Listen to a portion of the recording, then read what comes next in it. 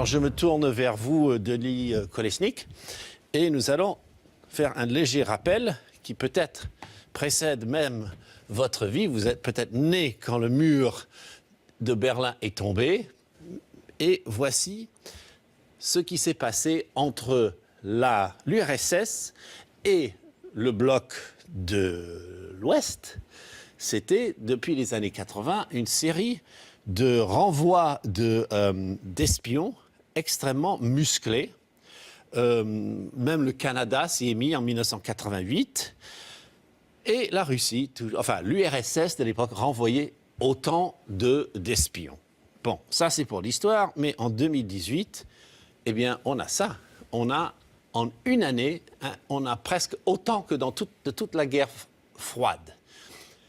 Donc, pour chaque espion renvoyé d'un groupe en bleu, c'est l'OTAN, en vert, c'est l'Europe, l'Union européenne plutôt en bleu, en vert, c'est l'Europe qui n'est pas dans l'Union européenne, et en jaune, les États-Unis, le Canada. Bref, qu'est-ce qui est en train de se passer? Est-ce que c'est la fin de l'espionnage mutuel dans ces deux blocs?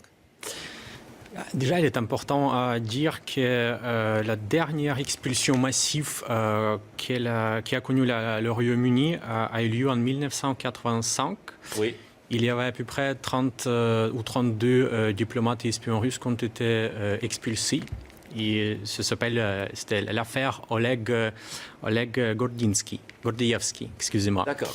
Qu'on a parfaitement oublié. Voilà. En France, on se rappelle de l'affaire Farewell, s'il fallait vraiment parler de ça. C'est ça.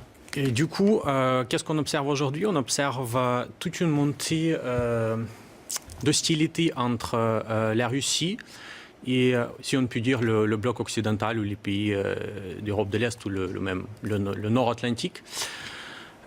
Cette détérioration des relations peut être observée à partir des années même 90, avec plusieurs événements qui ont eu lieu. Mais le premier événement qui est très important à dire, c'est en fait l'agression russe en Géorgie qui a eu lieu en 2008, excusez-moi. Ça, c'est la géopolitique. On va regarder un peu où est cette Géorgie qui a commencé à ouvrir les vannes des hostilités. Voilà, la Géorgie en bas à droite. Et puis, ça a été suivi par la Crimée, qui a été prise, ça c'est en 2014, le Donbass, qui a été pénétré, et ensuite, évidemment, la présence en Syrie, dont on a parlé. Voilà. Entre-temps, il faut aussi rappeler que la Russie a quitté le traité sur les troupes conventionnelles en Europe. Elle a suspendu sa participation en 2007 et l'a définitivement quitté en 2015. D'accord. Donc, mais est-ce que ça veut dire que, ipso facto, davantage d'utilisation des espions dans l'Ouest pour manipuler ou je ne sais quoi? Mais la Russie, d'après ces documents stratégiques comme la doctrine militaire ou la sécurité nationale. Donc des documents connus et qui font référence. Publics, c'est ça. Oui. On sait que la Russie donne beaucoup d'importance aux questions de l'information et les questions cyber. D'accord. Les questions d'information, on le connaît très bien, ce sont des campagnes de fausses nouvelles dont on parle assez beaucoup récemment. Donc chez nous en France. Des fake news, des choses comme ça.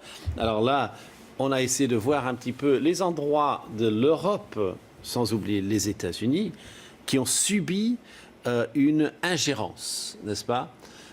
Et c'est de ça que vous nous parlez, n'est-ce pas? Oui, et je vois bien l'Estonie qui a connu une attaque cyber qui était une première attaque cyber menée par la Russie contre ces petits pays qui fait partie de l'OTAN et de l'Union européenne.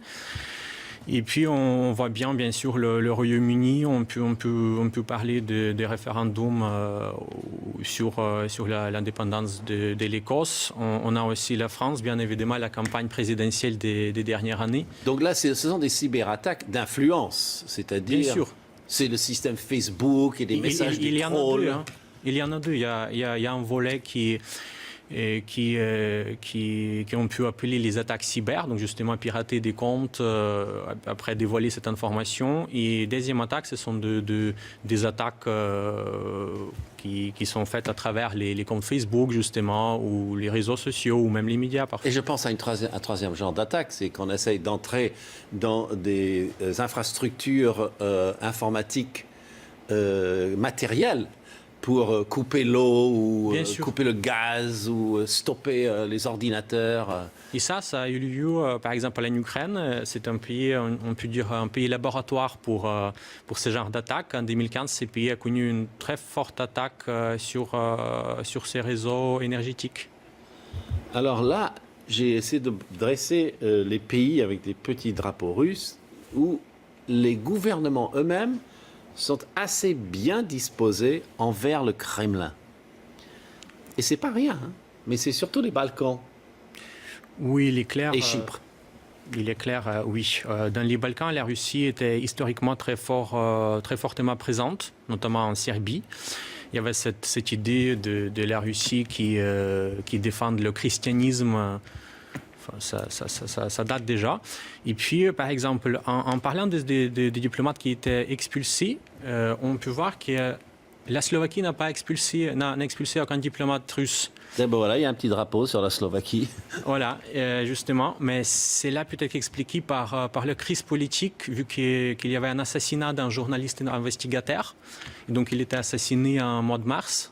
Et le gouvernement... Un journaliste slovaque assassiné parce qu'il étudiait, c'est ça, le lien entre la mafia et le pouvoir, c'est ça? Exactement, c'est ça. D'accord. Il était assassiné et puis le gouvernement a démissionné. Il y avait un nouveau gouvernement qui s'est mis en place. Donc on peut dire qu'il y a une certaine crise diplomatique et crise politique. Ils ont évité d'entreprendre des mesures sérieuses comme expulsion d'un diplomate russe quand même. Alors, autre chose qui donne une puissance à la Russie, et ce n'est pas forcément une puissance coupable, mais c'est son approvisionnement en gaz.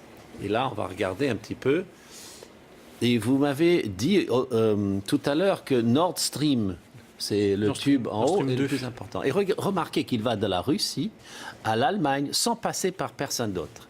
Et l'Allemagne a besoin de ce gaz. C'est, je ne sais pas, 30% de ses besoins en énergie, alors que la France est tout petit. Est-ce que c'est quoi? C'est une façon de contrôle? C'est juste un marché normal? C'est qu'on peut dire qu'avec l'expulsion en masse des diplomates russes par le monde occidental, on peut constater qu'il y a une certaine unité au sein de l'Union européenne et au sein de l'OTAN. Cependant... Alors l'OTAN, c'est en orange, là, hein, pour ceux qui se demandent pourquoi du orange. Voilà, la couleur orange. Et justement, quelques jours après ça, l'Allemagne a annoncé le feu vert pour le Nord Stream 2. Donc ça, c'est Nord Stream 1 qu'on voit là. C'est qui peut se traduire en quelque sorte comme une menace à cette unité qu'on Donc venait de complètement voir, hein. Inonder l'Allemagne de gaz facile à obtenir pour que l'Allemagne soit moins combative. C'est ça l'idée? En général, c'est cette idée qui a été utilisée après la Deuxième Guerre mondiale entre notre pays, la France, et l'Allemagne. Plus de liaisons économiques, moins de possibilités d'une guerre. Ça, c'est clair. Alors ça, c'est un très bon point. On va regarder ce que fait maintenant la Russie, mais pas seulement la Russie, ce qui se